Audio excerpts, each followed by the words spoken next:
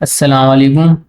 Welcome to our CCNA course. In this series, we will cover everything you need to know to become a Cisco Certificate Network Associate. So, I am Muhammad Anas Raza, your instructor for the journey into the world of networking. So now today we will configure and discuss about console. Console असल में है क्या? ठीक है, देखिए console के बारे में अगर मैंने वैसे तो पहले भी मैं इस लेक्चर में बता चुका हूँ, लेकिन कंसोल बड़ा इंपॉर्टेंट टॉपिक है क्योंकि देखो एक ख्याल तो आता है दिमाग में कि यार अगर मेरे पास ये एक राउटर है।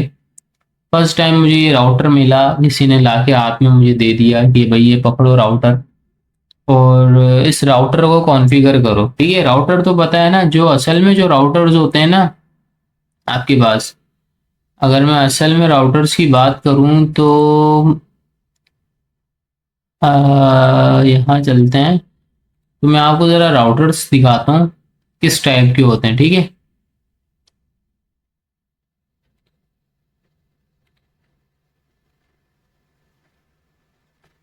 तो राउटर देख लो।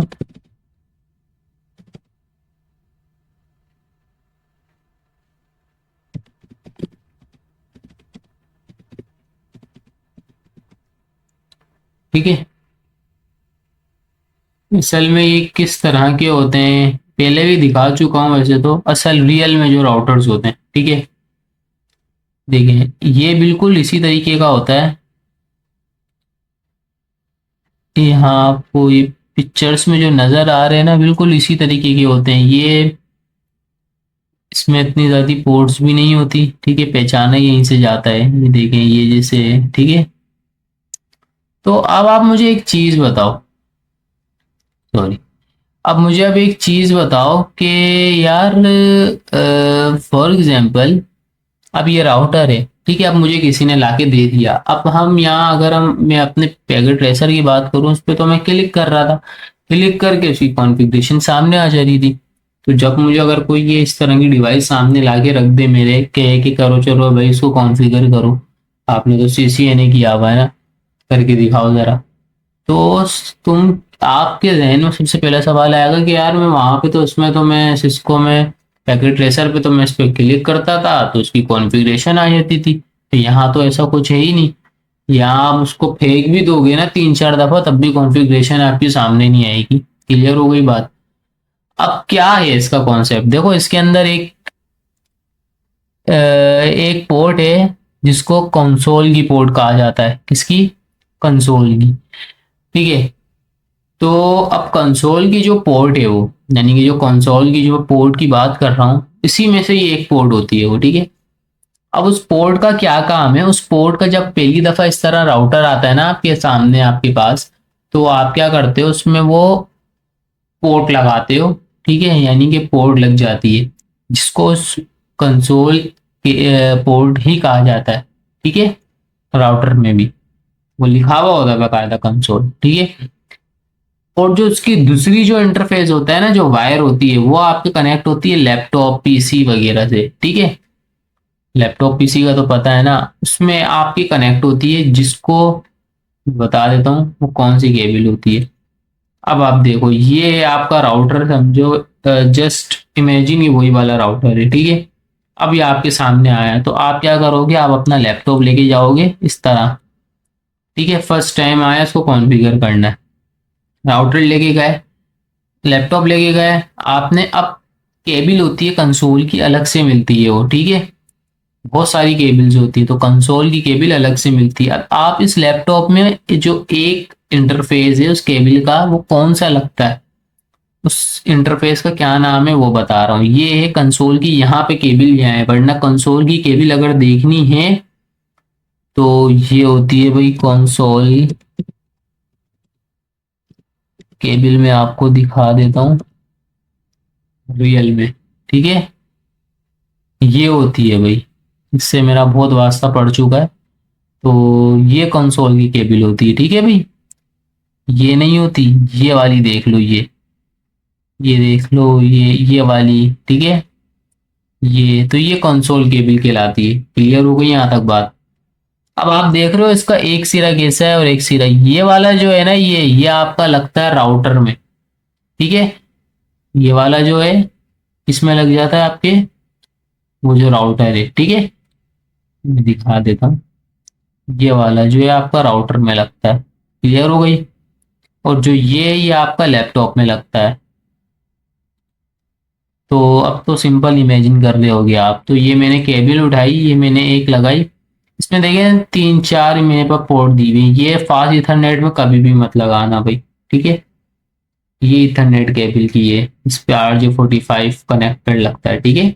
इस पे नहीं है हमारी, तो RS के नाम से होती है, RS232। अब आपके लैपटॉप में कौन सी होगी RS232, वो आपको पता लग जाएगी जब आप ये कंसोल केबल लेके आओगे। हर मॉडल में अलग अलग होती है लैपटॉप के। इसमें मैंने कनेक्ट की, और मैंने दूसरा इसमें किस में कनेक्ट करना है, कंसोल में। तो इसमें देखें USB कंसोल दिया हुआ है, ऑक्सिलरी दिया हुआ है, कंसोल दिया हुआ है। फिलहाल ये जो कंसोल है और USB कंसोल है, ये दो तरह की कंसोल है, ठीक है। अब आपने किस में लगाना है, देखें आप या तो एक काम करें, या तो यहाँ पे आप USB कंसोल में लगा दें और वो वाला इथरनेट पे लगा दें, ठीक है। ये भी मुमकिन है। फिलहाल हम कंसोल में लगाएंगे यहाँ, ठीक है। मैं बता देता हूँ, क्लियर हो गया, यहाँ तक बात क्लियर है। अब आप कहोगे किस तरीके से इसको हम कॉन्फ़िगर करेंगे। असल में रियल में ना एक पुटी नाम का एक सॉफ्टवेयर है, ठीक है। पुटी नाम का एक सॉफ्टवेयर है, मैं दिखा देता हूँ, इसकी शक्ल दिखा देता हूँ आपको, क्या पता कल को आपके काम भी आ जाए वो। तो पुटी नाम का एक सॉफ्टवेयर है, ये देखो। ये आपको जो है अपने लैपटॉप में इंस्टॉल करना पड़ता है। अब आप कहोगे कि इसमें कैसे इंस्टॉल करें। अब इसमें क्या दिया हुआ है, ये पुटी नाम का एक सॉफ्टवेयर, यानी कि यहाँ पे नहीं है, लेकिन इसकी जो सॉफ्टवेयर की जितनी भी परफॉर्मेंस है और जो इसका मेन पर्पज है, वो आपको पता है कहाँ मिलेगा। डेस्कटॉप में जाओगे, डेस्कटॉप में जाके टर्मिनल में जाओगे, तो वो यहाँ पे आपको मिल जाएगा ये चीज।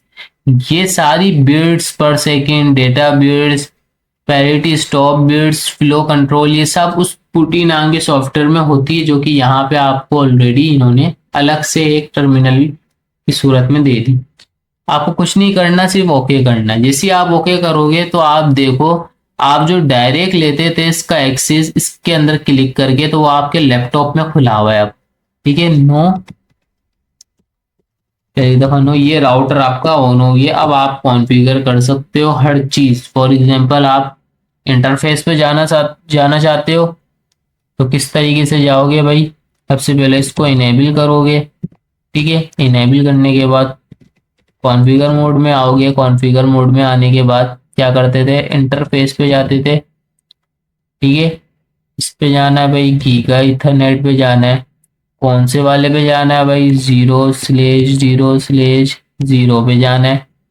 इसको आईपी देनी है, आईपी एड्रेस 192.168.0.1 की आईपी देनी है, ठीक है। इनकम्प्लीट, क्योंकि इसमें सबनेट मार्क्स नहीं डाला हमने। 255.255.255.0 सी क्लास की आईपी है ये। तो ये है हमारा। फिर इस पोर्ट को ऑन करना है, तो नो शटडाउन की कमांड चलानी है, ठीक है। ये आपकी पोर्ट ऑन हो गई, अप हो गई। फिर यहाँ से आपने एंड की कमांड से बाहर आ जाना है, सिंपल। और यहाँ से आप इसको क्लोज करके हटा सकते हो, ठीक है। अब आपको पता लग करना है कि मेरे इसमें हुआ या नहीं हुआ। तो आप इस पर सिर्फ हल्का सा ही अभी फिलहाल यहाँ क्लिक करें, तो यहाँ पे देखें पहली आईपी हमारी लग चुकी है, ठीक है। 0.1 की असाइन हो चुकी है। अब देखें, मेरी बात गौर से सुने। अब रियल राउटर होगा तो उसमें आपको आपने सिंपल देना है। और कैसे पता लगेगा, अब आपने क्या करना है, पिंग करके चेक करना पड़ेगा आपको।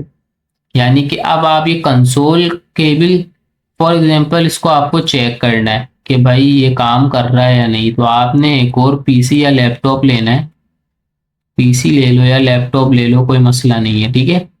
आपने यहाँ से केबल लेनी है, ठीक है। यहाँ से कनेक्ट करके इसमें लगाना है। 0 0 पे ही कनेक्ट किया है मैंने, जहाँ पे आईपी दी और इस पे आईपी मैंने लगा दी। क्लियर हो गई बात। और मैं इसको भी एक आईपी दे देता हूँ डेस्कटॉप में। इसमें तो आईपी देना आसान है, ठीक है। अब बोलोगे असल लैपटॉप या पीसी में कैसे देंगे, तो उसको छोड़ दो, उस पर मैं अलग वीडियो बनाऊंगा, पहले ये कोर्स कर लो आप। 192.168.0.2 की आईपी दे देते हैं, ठीक है। और गेटवे भी देना पड़ता है भाई, पता है ना ये तो गेटवे बन जाएगा हमारा, ये हो गया, क्लियर है।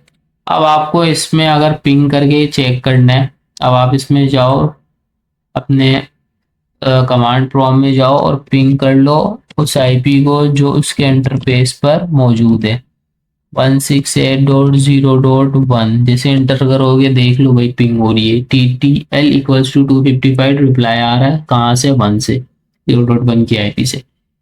तो इट्स मीन डेटा हमारा बिल्कुल सही कॉन्फ़िगर हुआ है इससे।